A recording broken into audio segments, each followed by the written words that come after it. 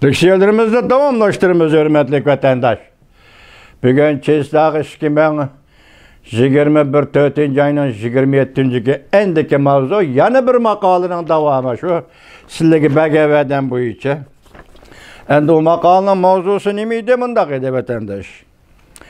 Irk yoqtoş, kişilik hukuk xilaplık qilishni, en qattiq ayıplaşda qandaq belgilenishi kerak. Mavzulu haber 4. ayının 20. gün Amerika Ovozdan Xitoy til programmasi e'lon qilingan edi. Xabar mundaq boshlangan. İkinci kısmı vatandaşım bugün.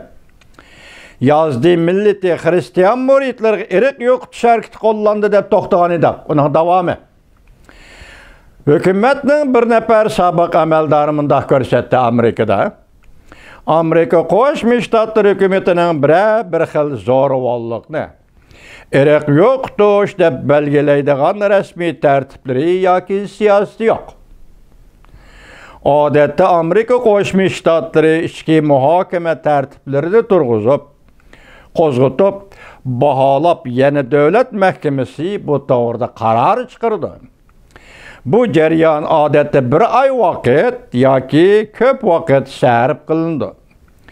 Davlat mahkamasining siyosat belgilash amaldorlari, istixborot xodimlari ve advokatlar qatnashib paket to'plab qonun orqali baholab davlat mahkamasiga taklif sunadi.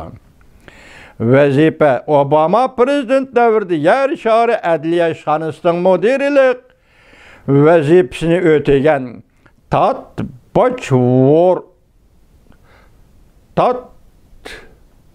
Butchwald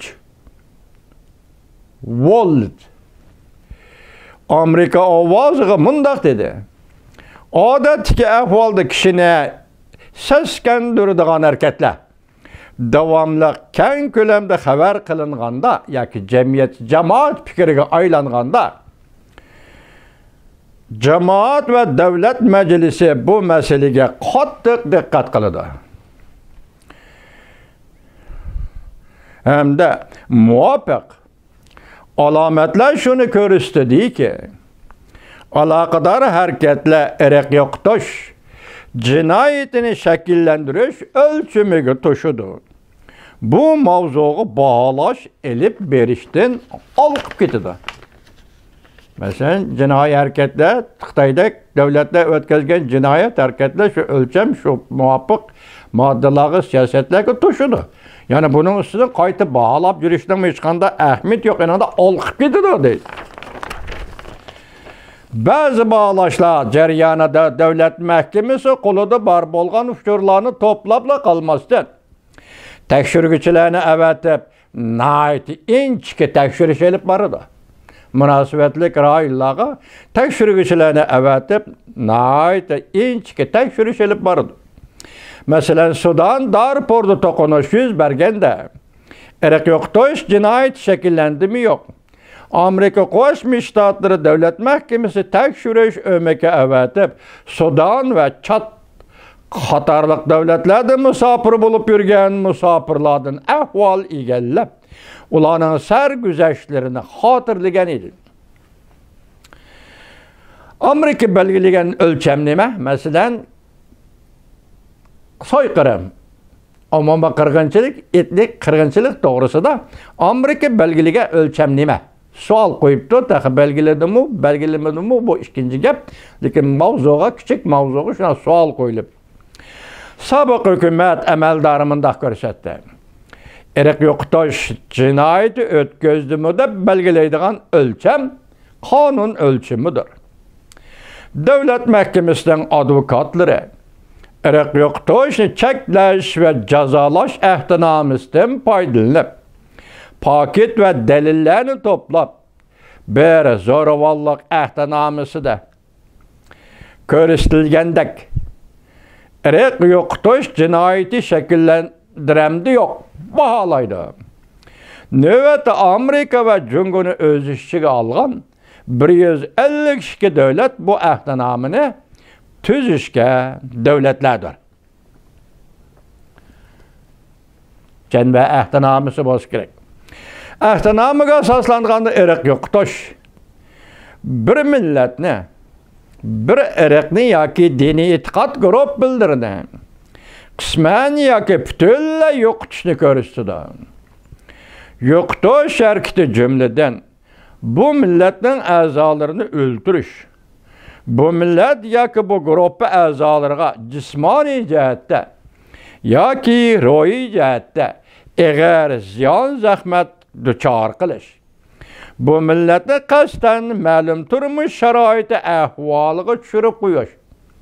Masalan, qo'limda bir tal mix bor, mixni qayerga qoqsam, shu yerda turgandek, sen millat bo'lsang, shu yerda tursan.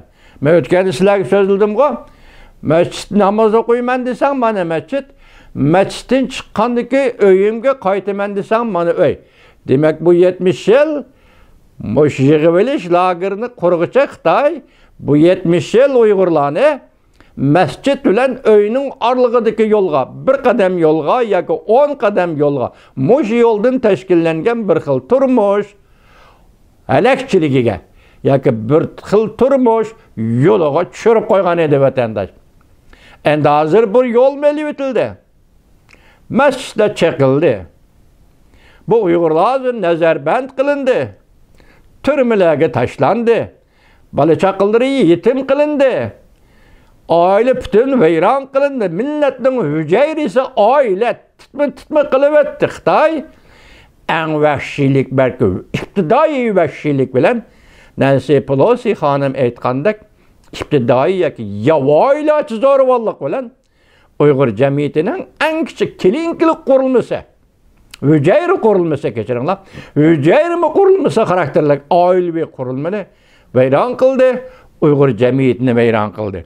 Hozir mayada shu jumlami eg'iz qilinibdi. Nima debdi? Ma'lum turmush sharoiti ahvoliga tushirib qo'yish. Ko'rdingizmi? Zulm chekadigan, ekspluatatsiya qiladigan obyekt va mavjud tuzum ichida yana bir burjakni tanlab bergandek mushayada tursa. Mana shu.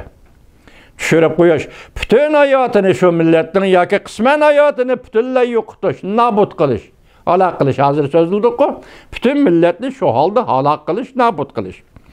Majburiy chorlarni yo'lga qo'yish, majburiy emgak, majburiy bola tushish, majburiy tug'ut cheklash degandek. Nasl qoldirishni cheklash, avlodini uzib tashlash. O'tgan dedik-ku, yiltizni qo'mirib tashlash yoki yiltizni yo'qotish. Bu millatning farzandlarini boshqa millat to'pig'a, boshqa millat kollektiviga yo'tkab ketishga ruxsat qilish yoki majburlash. Demak, bu hozir mayli jon va ahd-nomusi bo'lsin, mayli Birlashgan Davlatlar Tashkilotining shu to'g'rida irqchilikni jazolash va irqchilikning oldini elish, cheklash xalqaro ahd-nomusi. Buningga Amerika, Jungo qatorliq davlatlarni qo'shganda 152 davlat qatnashgan. Bu xabarimizning maqolining yana davomi bor. Kechiringlar vatandoshlar.